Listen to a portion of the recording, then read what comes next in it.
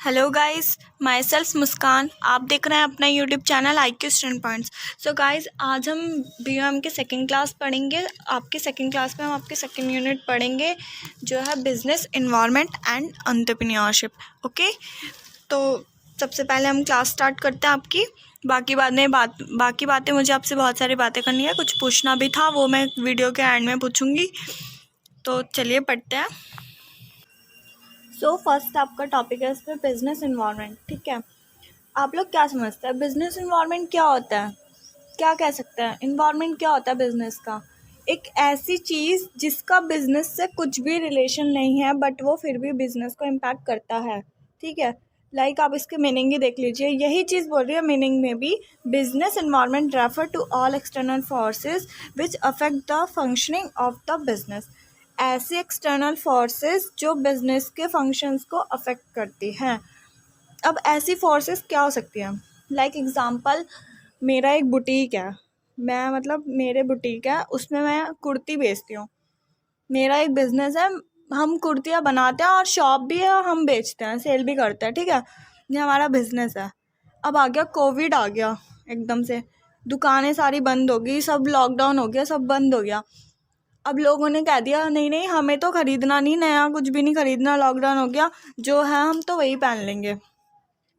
तो ये सब क्या हो गया? ये बिजनेस, कोविड हो गया आपका बिजनेस का इन्वायरमेंट, जो बिजनेस को अफेक्ट कर रहा है, जिसके वजह से बिजनेस पे प्रॉब्लम्स आ रही है, बिजनेस बंद हो गया। इसको कहते हैं कि बिजनेस इन्वायरमेंट। ठीक है, कि जो एक्सटर्नल फोर्सेस बिजनेस को अफेक्ट करती हैं उसे बिजनेस इन्वायरमेंट कहते हैं। समझ आ गया? चलो दूसरा एग्जांपल ले लेता है। ठीक है, कोविड हटाओ। दूसरा एग्जांपल आपका हो गया, जैसे आपकी शॉप है, अच्छी चल रही है, बहुत अच्छी चल रही है, सेल अच्छे से होती है, बहुत सारे कस्टमर आप ही की शॉप पे आते हैं। उसी गली में एक और जने ने अपनी कुर्ती की शॉप खोली है।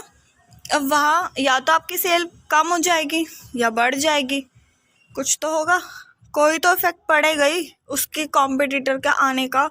उसने आपके कॉम्पिटिटर में एक और शॉप उसी गली में खोल ली है, तो आपके बिजनेस पे कुछ ना कुछ इफेक्ट तो पड़ेगा ही।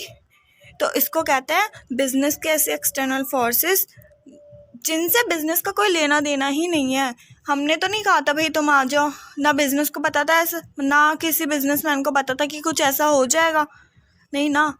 तो इसे ही कहते हैं बिजनेस के ऐसे एक्सटर्नल फोर्सेस जो बिजनेस को के कार्यों को अफेक्ट करती हैं, उन्हें बिजनेस इन्वायरमेंट कहते हैं। ठीक है, ऐसी इसकी बहुत सारी डेफिनेशंस दे रखी है, 2-3 राइटर्स की, आप रीड कर लेना।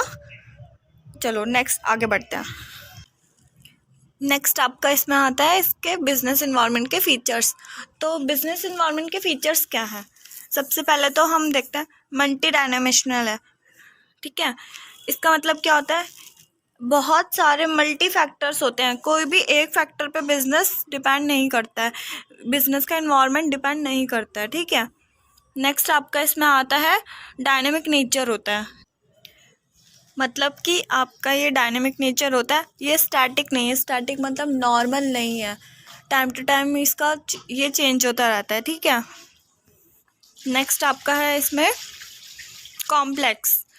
कॉम्प्लेक्स मतलब बहुत उलझा हुआ है, इजी नहीं है, बहुत उलझा।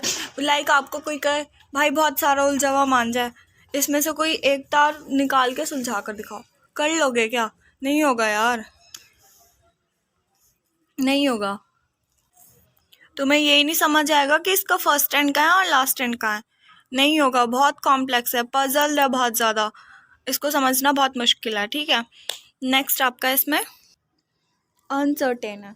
मतलब कि ये कभी भी कुछ भी हो सकता है, अनसर्टेनली कुछ भी, कोई सोच भी नहीं सकता। ऐसी प्रॉब्लम्स आ जाती हैं बिजनेस के अंदर कि कोई अंदाज़ा भी नहीं लगा सकता कि भाई अब क्या हो जाएगा। ठीक है, ये सारी चीज़ें, जितने भी ये इम्पैक्ट होते हैं, ये सारी चीज़ें बिजनेस के सर्वाइवल और ग्रोथ पर 101% इम्पैक्ट डालते हैं। ठीक है, नेक्स्ट आपका इसमें आता है कैरेक्टरिस्टिक्स ऑफ बिजनेस एनवायरनमेंट। अब देखते हैं इसके कैरेक्टरिस्टिक्स क्या होते हैं। ठीक है, इसके अंदर आपका एक बहुत ज़्यादा मेन क्वेश्चन आएगा जो 100% आता ही आता है, और उसको आप कैसे लिख सकते हो उसको मैं अच्छे से एक्सप्लेन करूँगी। देखिए आगे, फर्स्ट आपका है टोटलिटी ऑफ एक्सटर्नल फोर्सेस।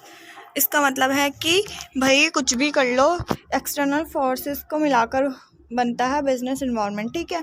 बस इससे ज़्यादा ये पॉइंट कुछ नहीं कहता। नेक्स्ट आपका आता है, सेकंड पॉइंट है आपका micro, Meesho and macro level of layers. भाई ये बहुत इंपॉर्टेंट है, इसके ऊपर आपका एक अलग से क्वेश्चन आएगा। जैसे कि अभी मैंने बताया था ना फर्स्ट पॉइंट से पहले कि एक मैं आपको पॉइंट बताऊंगी, उसके ऊपर अलग से क्वेश्चन आएगा, तो वो यही पॉइंट है, ठीक है। ये आपका यही पॉइंट है माइक्रो, मीशो एंड मैक्रो, जिसके ऊपर एक अलग से क्वेश्चन बनकर आएगा। अब आप सोच रहे होंगे कि layers of business environment, micro, Meesho, macro, मतलब इसका मतलब यह है कि किस लेवल पे हमारे बिजनेस को कोई चीज़ इम्पैक्ट कर सकती है। एक फर्स्ट आपका होता है माइक्रो लेवल, दूसरा होता है आपका मैक्रो लेवल, तीसरा होता है आपका मैक्रो लेवल। ओके, इन तीन लेवल पर बिजनेस इन्वायरमेंट बिजनेस को इम्पैक्ट करता है। ओके, देखो मैंने पहले ही बोला था ये बहुत इम्पॉर्टेंट है, तो साथ साथ नोट्स बनाते रहना, ठीक है। माइक्रो लेवल पे जब बिजनेस को कोई, अगर मान लो बिजनेस इन्वायरमेंट बिजनेस को अफेक्ट कर रहा है, तो माइक्रो लेवल पे मैनेजमेंट, एम्प्लॉयज़ और इन्वेस्टर, इन तीनों को नॉलेज होनी चाहिए। इन लोगों को ये पता होना चाहिए कि कब क्या चीज़ बिजनेस को इम्पैक्ट कर सकती है, ताकि ये लोग रिस्क को बचा सकें। रिस्क बचा ना सके तो कम से कम थोड़ा कम तो कर सकें, थोड़ा रिस्क तो कम कर सकते हैं ना ये लोग। मैनेजमेंट सबसे, एम्प्लॉयज़, मैनेजमेंट, इन्वेस्टर्स, ये तीनों बिजनेस की नींव होते हैं, ठीक है। किसी भी बिजनेस की नींव अगर हम पूछे क्या होता है, तो मैनेजमेंट, एम्प्लॉयज़ और इन्वेस्टर्स, ये तीनों चीज़ बिजनेस की नींव होते हैं, ठीक है। इन लोगों को पता रहना चाहिए कि क्या मतलब क्या प्रॉब्लम आएगी तो हमें कैसे सॉल्यूशन निकालना है, हमें क्या करना है कि हम थोड़ा रिस्क कम कर सकें, अपना लॉस होने से बचा सकें। अगर इन्हें ही नॉलेज नहीं होगी तो बिज़नेस तो पूरा ख़त्म ही हो जाएगा, ठीक है। तो माइक्रो लेवल पे इन तीनों को नॉलेज होनी चाहिए। नेक्स्ट आपका है मीशो। अब मीशो के केस में हम देखें तो सबसे ज़्यादा इफ़ेक्ट जो पड़ता है वो इंडस्ट्री को पड़ता है। जैसे हमने माइक्रो में पढ़ा था कि ये इंडिविजुअल फर्म को अफेक्ट करता है, जिसको कंट्रोल में एम्प्लॉयज़, इन्वेस्टर और मैनेजमेंट मिलकर, अगर कोई फर्म पे कोई इम्पैक्ट पड़ रहा है, तो कहीं भी कोई फर्म पे इम्पैक्ट पड़ रहा होगा ना, तो देखना मैनेजमेंट, एम्प्लॉयज़, इन्वेस्टर मिलकर काम कर रहे होंगे कि जैसे डेटर्स हो गए, आपके डेटर्स और क्रेडिटर्स हो गए, भाई हमारे डेटर्स आने भागने वाले हैं, ऐसा लग रहा है लोगों को, तो वहाँ पर ये तीनों मिलकर कोई ना कोई सॉल्यूशन निकाल रहे होंगे कि कैसे अपने रिस्क और लॉस को बचाया जाए, ठीक है। ऐसी मैक्रो लेवल पर आपका सबसे ज़्यादा इम्पैक्ट जो पड़ता है वो पड़ता है इंडस्ट्रीज़ पर, जिसके एग्जांपल आपके होते हैं कंज्यूमर, कॉम्पिटिटर और सप्लायर्स, ठीक है। आप ना एक काम करना, आप जब आंसर लिख रहे होंगे ना, तो आप एक ऐसा एक पिरामिड बना देना, जिसमें आप ये शो कर देना कि कौन कौन से लेवल पे क्या होता है। ये आपका हो गया ये, नेक्स्ट आपका हो गया मीशो, थर्ड आपका हो गया मैक्रो, ठीक है। आप ये लिख देना कि अगर यहाँ पे माइक्रो मतलब कि आपका एक इंडिविजुअल फर्म को इम्पैक्ट हो रहा है, मीशो मतलब आपका पूरी इंडस्ट्री इम्पैक्ट हो रही है। चलो इसके लिए हम आपका एक एग्जांपल ले लेते हैं। जैसे मान लो कोविड की वजह से आपकी एयरलाइन इंडस्ट्री पूरी ख़त्म हो गई, पूरी बर्बाद हो गई, ट्रैवलिंग तो बिल्कुल बंद ही हो गई है, ठीक है। इस वजह से आपकी पूरी इंडस्ट्री ये बर्बाद हो गई, तो इंडस्ट्री के साथ साथ पूरा इम्पैक्ट किस पे पड़ेगा, एम्प्लॉयज़, इन्वेस्टर, सब पे ही तो पड़ेगा। इसका मतलब सीधा मतलब ये है कि अगर मीशो लेवल पे कोई इम्पैक्ट पड़ रहा है, तो वो सिर्फ मीशो लेवल पे नहीं, माइक्रो लेवल पे भी पड़ रहा है, क्योंकि मीशो लेवल इंडस्ट्री बनी किसको मिलाकर है, जो माइक्रो लेवल के छोटे छोटे प्लेयर्स हैं उनको मिलाकर बनती है इंडस्ट्रीज। जैसे एम्प्लॉयज़, इन्वेस्टर्स को मिलाकर बनती है इंडस्ट्रीज़। अगर इंडस्ट्री पे कोई इम्पैक्ट पड़ रहा है तो वो माइक्रो लेवल पे भी पड़ेगा, ठीक है। नेक्स्ट आपका आता है इसमें मैक्रो। अब मैक्रो के अंदर आपका क्या आ जाता है, पूरी कंट्री, पूरी इकोनॉमी आपकी मैक्रो के अंदर आ जाती है, ठीक है। मैक्रो मतलब आपका ले लो एग्जांपल, ले लो यूएसए में है, एक ट्रम्प है और एक दूसरा है, उसके बीच में इलेक्शन हो रहे हैं, भाई कौन जीतेगा, ट्रम्प जीतेगा कि कौन जीतेगा। अब भाई यूएसए में इलेक्शन है, उससे इंडिया को क्या फ़र्क पड़ता है? फ़र्क पड़ता है।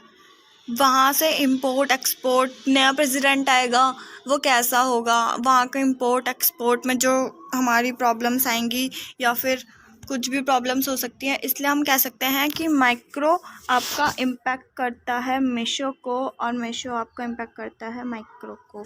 ठीक है, ये तीनों चीज़ें एक दूसरे से जुड़ी हुई है, माइक्रो मीशो मैक्रो, ये पूरी एक चेन होती है। ठीक है, नेक्स्ट हम आपका एग्जांपल ले लेते थे। चाइना बहुत सारे गेम्स बना रहा है, वो गेम्स ना भाई उसके गेम्स इंडिया में इतने पॉपुलर हो गए हैं, इतने पॉपुलर हो गए हैं। वैसे तो बहुत दुश्मनी है पर लोगों को गेम खेलने चाइना के ही है। अब हम उनको जाके मना तो नहीं कर सकते हैं ना कि मत बनाओ, क्यों करेंगे भाई? टेक्नोलॉजी है, लोग उस टेक्नोलॉजी को फॉलो करते हैं। अगर वहाँ पे कोई नुकसान होगा, कुछ बढ़ेगा, तो वो कहाँ, उसका इम्पैक्ट कहाँ पड़ेगा? मीशो पे, मतलब हमारी इंडिया की इंडस्ट्रीज़ पे पड़ेगा। इंडस्ट्री पे पड़ेगा तो फिर आपका वही माइक्रो लेवल पे पड़ेगा, एम्प्लॉयज़ पे, इन्वेस्टर्स पे। ठीक है, आगे आपको समझ। नेक्स्ट आपका आता है बिजनेस एथिक्स। बिजनेस एथिक्स आप क्या सोचते हो, क्या होता है बिजनेस एथिक्स? एथिक्स का लिटरली मीन्स जो आपका होता है वो होता है मॉरल बिहेवियर। मतलब कि मॉरल बिहेवियर, अब आप सोचोगे क्या लॉज होते हैं क्या कोई कि आपको ये रूल्स फॉलो करने ही करने हैं? नहीं नहीं, कोई भी लॉ नहीं होता कि आपको फॉलो करना ही करना है। बस कुछ मॉरल वैल्यूज़ होती हैं जो बिज़नेस को फॉलो करनी बहुत ज़रूरी होती हैं। ठीक है, जैसे कि मैं आपको एग्जांपल देती हूँ एक। चलो मान लेते हैं कि आप एक बिजनेसमैन हो, आपकी एक बहुत अच्छी कंपनी है जहाँ पे वर्कर्स, एम्प्लॉयज़ सब, जहाँ पे आपके थोड़े एम्प्लॉयज़ होते हैं और आप प्रोप्राइटरशिप फर्म चला रहे हो। ठीक है, लाइक आपको ना किसी एम्प्लॉय का काम पसंद नहीं आ रहा, आपको उसको निकालना है। प्रैक्टिकली आपके दिमाग में यही चल रहा है कि यार ये नहीं, ये काम करता है, फिर इसका काम ठीक नहीं होता, फिर दूसरे को इसका काम करना पड़ता है, डबल मेहनत लगती है, इसको बेफालतू में सैलरी जाती है, इससे अच्छा ना मैं ऐसे निकाल ही देता हूँ। आपके दिमाग में ये चल रहा है। ठीक है, अब प्रैक्टिकली आप सोच रहे हो, सही सोच रहे हो। आप अब आप जाओगे उसके पास, आप उसको बोलोगे भाई कल से आप जॉब पे मत आना, आपका काम नहीं पसंद आ रहा। पर क्या आपकी नज़र में ये सही है? आप क्या किसी इंसान को, चलो आपकी नज़र में सही हो सकता है क्योंकि आप उस बिज़नेस के प्रोप्राइटर हो, आपको पूरे बिज़नेस के बारे में सोचना है, पूरे बिज़नेस के लिए डिसीज़न लेना है, तो आपका ध्यान बस इसी तरफ होता है कि क्या काम जो भी हो वो सही होना चाहिए। ठीक है, अगर मान लो हम सोसाइटी की तरफ से देखें, अगर सोसाइटी की तरफ से देखें तो ये चीज़ गलत है। लोग क्या बोलेंगे, कि क्या कहते हैं, यार एकदम से इसको बेचारे को निकाल दिया, ये तो कंपनी बहुत ही बेकार है, पहले कोई नोटिस भी नहीं देती, कुछ भी नहीं करती है और एम्प्लॉयज़ को ऐसे ही निकाल देती है, यहाँ नहीं जॉब करनी। आपकी जो इमेज है वो सोसाइटी के सामने गलत हो रही है, गलत इम्पैक्ट पड़ रहा है आपका सोसाइटी पर, आपकी इमेज ख़राब हो रही है बिज़नेस की। तो नहीं, ऐसा नहीं करना है, इमेज ख़राब नहीं करनी है। इसका एक सिंपली से सॉल्यूशन ये होता है कि या तो आप उसको 15 डेज़ पहले, 20 डेज़ पहले एक लेटर दे दो कि आपको हम जॉब से निकालने वाले हैं, आप कहीं और अपनी जॉब ढूंढ सकते हैं। ठीक है, या फिर आप उसको बोल दो। सो आपका मॉरल वैल्यूज़ डिसाइड करती हैं कि क्या करना चाहिए और क्या नहीं। सिंपली मीन्स ये है, एथिक्स आपका डिसाइड करता है कि क्या चीज़ रॉन्ग है और क्या चीज़ राइट, क्या आपको बिज़नेस में करना चाहिए और क्या चीज़ नहीं, क्या करने से आपको सोसाइटी पर इम्पैक्ट पड़ेगा और क्या करने पर सोसाइटी आपसे डिस्कनेक्ट होगी। ये इस चीज़ का जो मतलब है वो आपको एथिक्स समझाता है कि ये आपकी मॉरल वैल्यूज़ हैं, इनको आपको नहीं खोना है। ठीक है, अब मान लीजिए आप कोई प्रोडक्ट बना रहे हैं, बट जो प्रोडक्ट आप टूथपेस्ट बना रहे हैं, उस टूथपेस्ट के अंदर जो है वो तो आप लोगों को बता ही रहे हैं, जो आपका इंग्रेडिएंट्स हैं उसके अंदर वो तो आप बता रहे हैं, बट जो नहीं है आप वो भी आप अपने एडवर्टाइजमेंट में वो सब छाप रहे हैं। तो इसका गलत इम्पैक्ट पड़ सकता है, नहीं पड़ सकता सोसाइटी पर?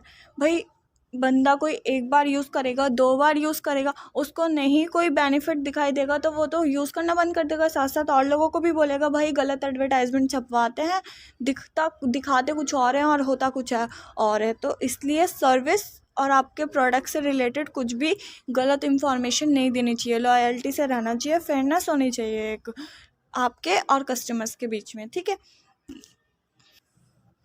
ये आपकी इसमें बिजनेस एथिक्स की वो दे रखी है मीनिंग, आप एक बार इसको पढ़ लेना अच्छे से यहाँ पे, और थोड़ा एक्सप्लेन भी कर रखा है, आप एक बार पढ़ लेना, रीड कर लेना। नेक्स्ट आपका इसमें आता है प्रिंसिपल ऑफ बिजनेस एथिक्स।